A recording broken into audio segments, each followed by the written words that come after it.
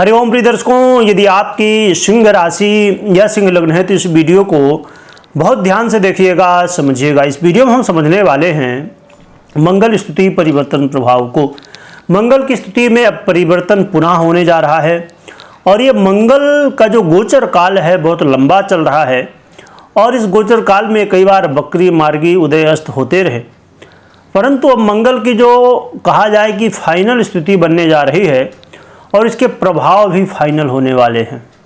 क्योंकि आपने सुना होगा कि मंगल महाराज का परिवर्तन, जो आपने कभी सुना होगा भविष्यवाणियाँ कि भैया 2025 में अब दुनिया खत्म होगी, 2025 में सब कुछ ये हो जाएगा, वो हो जाएगा, दुनिया भर की बातें। तो उन सब बातों के सपोर्ट के लिए एक तो पहले शनि का परिवर्तन हुआ, इसी से कहा हम जान रहे थे, समझ रहे थे कि ऐसा होगा वैसा होगा। तो 29 मार्च को शनि का परिवर्तन तो हो चुका, परंतु शनि के सहयोगी बनने वाले हैं मंगल महाराज, जो कि पुनः से अब 3 मार्च से, ये 3 मार्च से नहीं 3 अप्रैल से, 3 अप्रैल 2025 से, 3 अप्रैल 2025 से मंगल महाराज अब पुनः से नीच अवस्था को प्राप्त हो चुके हैं, कर्क का फल देना फिर से शुरू कर चुके हैं। तो ये आने वाले समय में ये अप्रैल पूरा निकाल देंगे, फिर मई भी निकाल देंगे, जून में जाके 7 जून को ये कर्क से सिंह में जाएंगे। तो कहा जाए कि जून तक के लिए मंगल महाराज अब नीच अवस्था को प्राप्त होने जा रहे हैं, हो चुके हैं, जिसकी वजह से मंगल अब क्या प्रभाव देंगे। क्योंकि देखा जाए तो मंगल आपके लिए आपके भाग्येश भी बनते हैं और साथ में आपके सुखेश भी बनते हैं, परंतु जब आप कर्क का फल दे रहे होंगे यानी कि नीच राशि का अपने, तो ये होंगे आपके व्यय भाव में। तो कैसा फल देंगे, क्योंकि ये आपके तृतीय भाव को भी प्रभावित करेंगे, आपके षष्टम को भी प्रभावित करेंगे और आपके सप्तम को भी प्रभावित करेंगे।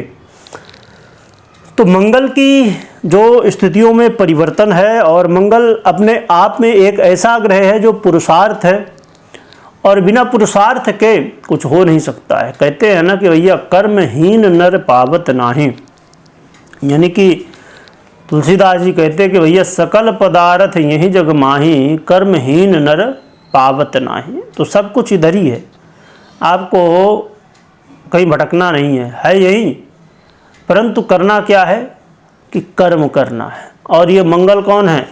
कर्म पुरुषार्थ के ग्रह माने जाते हैं। तो पुरुषार्थ जब तक हमारे अंदर नहीं होगा, जोश हमारे अंदर नहीं होगा, हमारे अंदर कुछ कर गुजरने की एक आग नहीं होगी, तब तक हम कुछ कैसे कर सकते हैं।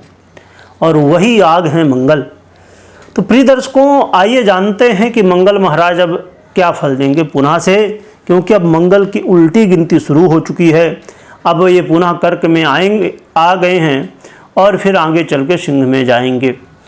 और ये उल्टी गिनती इसलिए भी क्योंकि ये जो मैंने अभी पहले बताया कि भैया ये जो सब स्थितियाँ 2025 में बनेंगी, तो खास कर 3 मार्च से लेके और आने वाले 7 जून के बीच में सबसे ज़्यादा प्रभाव ये सब ग्रह देने वाले हैं। चलिए जानते हैं। तो मंगल महाराज को देखा जाए तो व्यय भाव में गोचर करते हुए ये कहीं ना कहीं व्यय की अधिकता करेंगे, यानी कि खर्च अधिक की स्थिति बनाएंगे। विदेश से जुड़े हुए हैं आप, तो विदेश को प्रभावित करेंगे, चाहे व्यापार के रूप में हों आप या नौकरी के रूप में हों। खासकर व्यापारियों को ज़्यादा प्रभावित करेंगे। तो यदि आप व्यापार को लेकर जुड़े हुए हैं, विदेश से या जुड़ना चाहते हैं, तो थोड़ा सतर्क हो जाइए। विदेश यात्रा करना चाहते हैं या स्वदेश यात्रा करना चाहते हैं तो सतर्कता बरतिएगा, सावधानी बरतिएगा।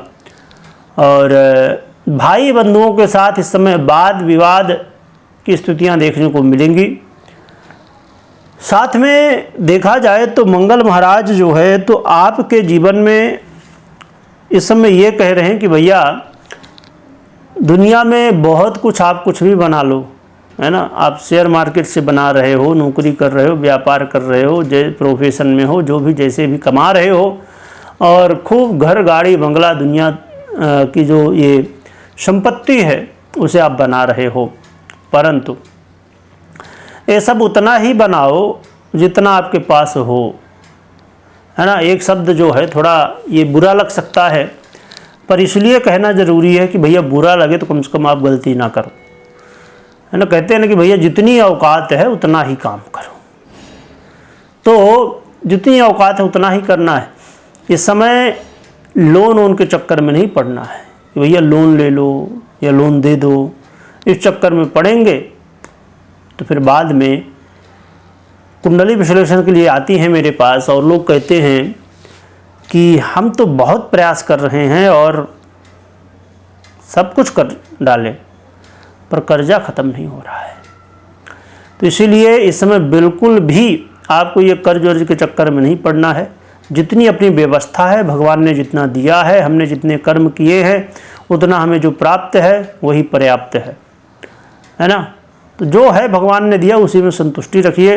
हाँ, मेहनत करिए, ज़्यादा चाहिए तो और मेहनत करिए, कमाइए धमाइए फिर करिए, है ना। ऐसे नहीं कि लोन के चक्कर में भैया पड़ जाएं। तो इस चक्कर से दूर रहना है। अपने स्वास्थ्य का ध्यान रखिएगा और किसी से लड़ाई झगड़ा बिल्कुल नहीं करना, क्योंकि लड़ाई झगड़ा से कभी कुछ होता नहीं है, उससे नुकसान के अलावा कुछ भी नहीं होता। इसीलिए भगवान कृष्ण चाह रहे थे कि भैया महाभारत ना हो, इसलिए बार बार प्रयास भी कर रहे थे, पर जो होनी है उसे तो कोई टाल नहीं सकता, पर प्रयास तो हमें करना ही चाहिए। और इसके अलावा आपको जो है तो दाम्पत्य जीवन, अपने मैरिज लाइफ को लेके थोड़ा सा, भैया ये देखो रिश्ता है ना, और रिश्ते तो सब ठीक ही हैं, पर मैरिज लाइफ एक तो माता पिता है, फिर उसके बाद आपकी धर्म पत्नी है ना। यदि उनसे झगड़ा हो गया तो बाहर से तो काम करके आए, पर घर में भी वही, बाहर भी 50 ठो टेंशन, घर में भी उसके डबल हो गए। तो इसलिए इस समय थोड़ा सा इन सब चीज़ों का ध्यान रखिए कि दाम्पत्य जीवन में, आपके मैरिज लाइफ में कोई अनबन ना हो, कोई कलह ना हो, है ना, कहीं ना कहीं विरोधाभास एक दूसरे के प्रति ना हो। तो इन सब चीज़ों का ध्यान रखिए। मैंने पहले ही बता दिया कि व्यापारियों को थोड़ी सतर्कता बरतनी है।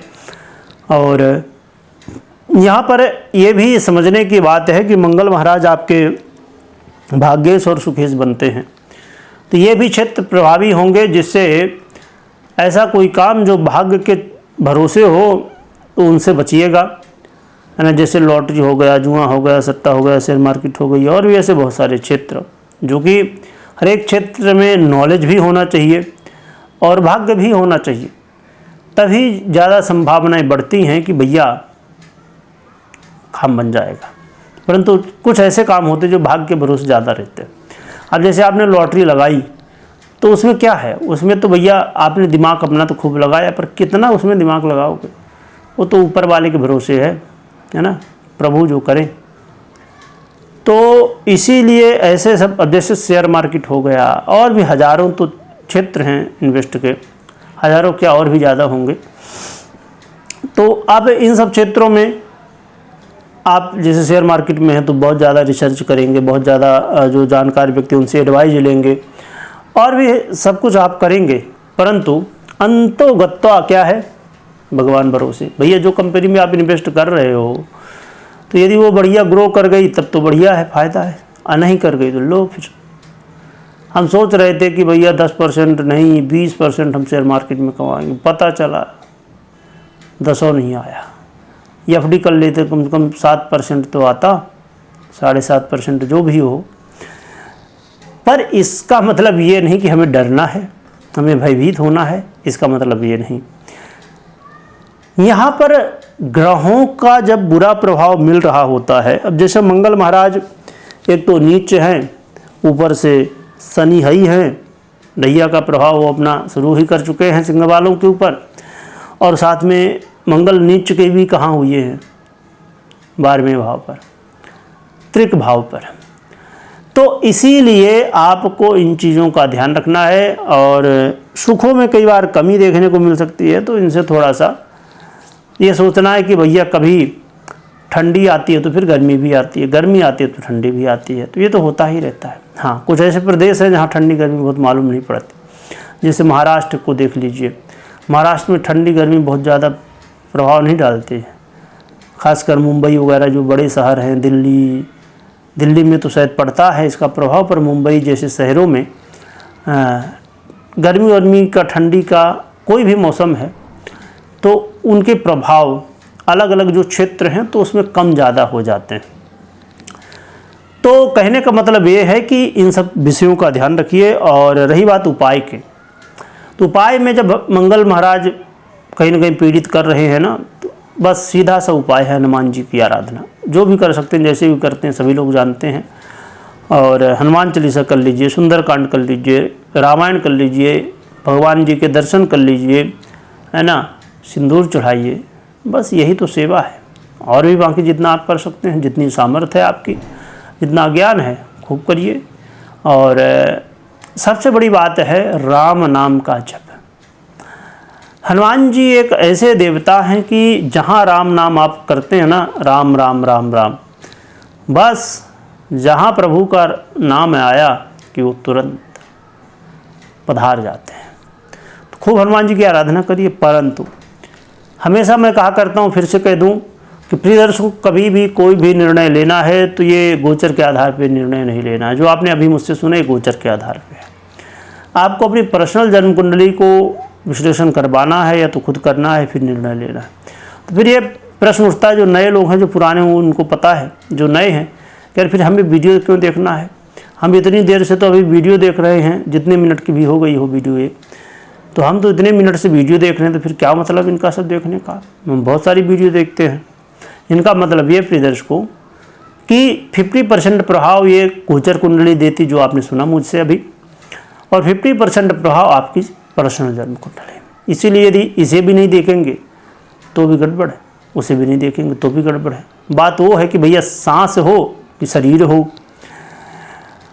तो शरीर भी उतना ही जरूरी है जितनी श्वास जरूरी है, क्योंकि श्वास है पर शरीर नहीं तो श्वास किस मतलब की, और यदि श्वास नहीं तो शरीर भी किस मतलब का, दोनों होना चाहिए, है ना। इसी तरह गोचर कुंडली और पर्सनल जन्म कुंडली दोनों का इतना ही महत्व है, इसलिए दोनों को देखिए, समझिए और फिर निर्णय लीजिए। कमेंट में जय बजरंगबली लिखिएगा या जय श्री राम भी लिख सकते हैं। वीडियो देखने के लिए बहुत बहुत धन्यवाद।